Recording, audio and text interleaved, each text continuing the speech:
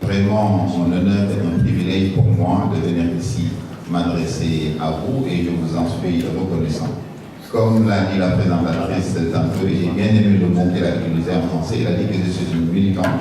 Je suis en effet une militante de la nutrition et de la santé en faveur de la mère, du nouveau-né et de l'enfant. Et je pense que nous devons protéger les plus vulnérables d'entre nous, que ce soit les mères, les femmes enceintes, les enfants, que ce soit des ou des filles. Et je voudrais profiter de l'occasion pour remercier le bureau pays ainsi que le bureau régional du PAM avec qui nous travaillons en partenariat pour m'avoir donné cette deuxième opportunité de venir ici me rendre compte des réalités du terrain.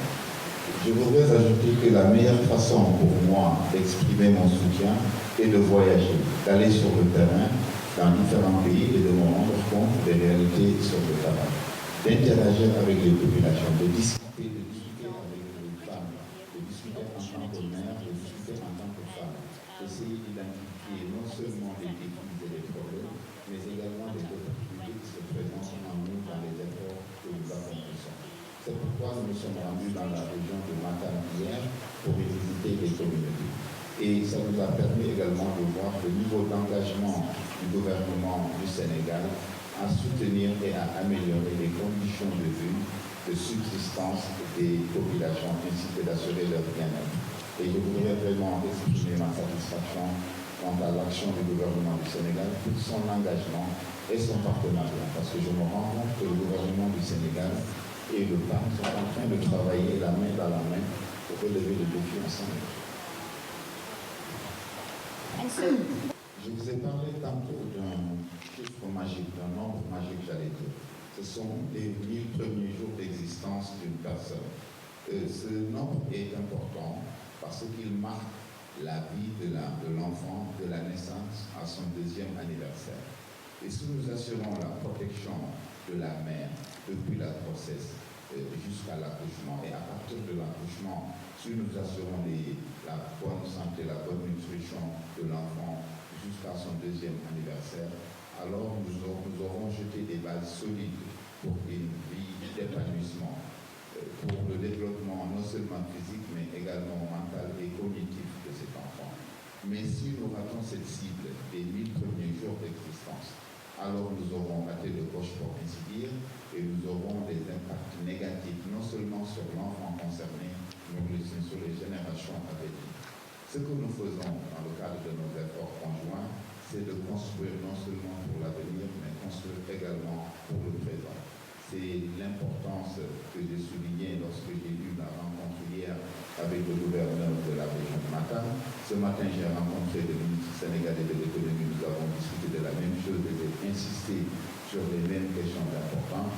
Donc c'est très important que nous veillions à la bonne santé physique, mentale, psychique des enfants, dès le bas âge jusqu'à l'âge scolaire, jusqu'à l'adolescence, ce qui nous permet de jeter des bases solides pour une vie saine. Avant de passer à la séance des questions-réponses, je voudrais juste ajouter quelques éléments. Partager avec vous des choses merveilleuses que j'ai vues hier sur le terrain, ainsi que certains de mes soucis quand même face à la situation des enfants. La première chose que je voudrais souligner, c'est la joie que j'ai ressentie de me mêler aux membres de la communauté, de m'asseoir, de discuter avec les mères, avec les enfants. J'étais vraiment joyeuse de voir ces enfants qui étaient marqués par la curiosité, ces enfants intelligents, ces enfants qui aiment interagir avec les autres, ces enfants qui peuvent voir, paraître même quelque peu osés, j'allais dire. Mais tout cela, on ne peut pas l'avoir si on n'a pas une bonne alimentation, si on n'a pas une bonne hygiène, si on n'a pas une bonne nutrition. La deuxième chose positive que je voudrais souligner, c'est que nous avons visité une école où il y avait un programme d'alimentation scolaire, ce qu'on appelle cantine scolaire. Et j'ai bien aimé l'approche intégrée de ce programme. où on a vu un potager, un jardin scolaire, où on a vu des mères qui se sont portées volontaires pour venir cuisiner pour des centaines d'élèves de façon bénévole. Et je pense que tout ce soutien-là est très important.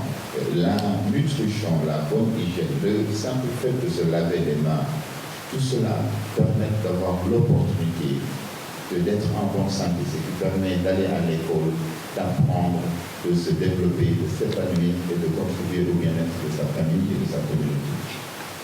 Toujours pour vous parler des aspects positifs, donc des bonnes nouvelles, j'ai également eu à saluer l'engagement du gouvernement pour passer à l'échelle pour ce qui est de l'expérience de l'alimentation scolaire et des cantines scolaires.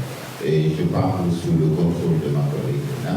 Je pense que bientôt le ministère de l'enseignement de l'éducation nationale va soumettre au gouvernement un projet de loi qui permettrait d'élargir cette activité de cantine scolaire afin que chaque élève sénégalais puisse y avoir accès. Et cela va bénéficier non seulement aux élèves, mais également aux communautés dans leur ensemble. Cependant, tout n'est pas rose. Il y a des soucis, il y a des défis, et je voudrais parler un peu des défis. Tout n'est pas rose, mais je pense qu'il nous faut juste quelques petits ajustements pour améliorer la situation. La simple pratique, par exemple, du lavage des mains peut avoir des effets bénéfiques pour toute la communauté. Il y a également les soins qu'il faudrait apporter aux prématurés, par exemple. Cela pourrait permettre d'améliorer la situation de ces enfants. Et je pense que tous ces petits ajustements-là, mis bout à bout, auront un impact positif sur l'ensemble de la communauté.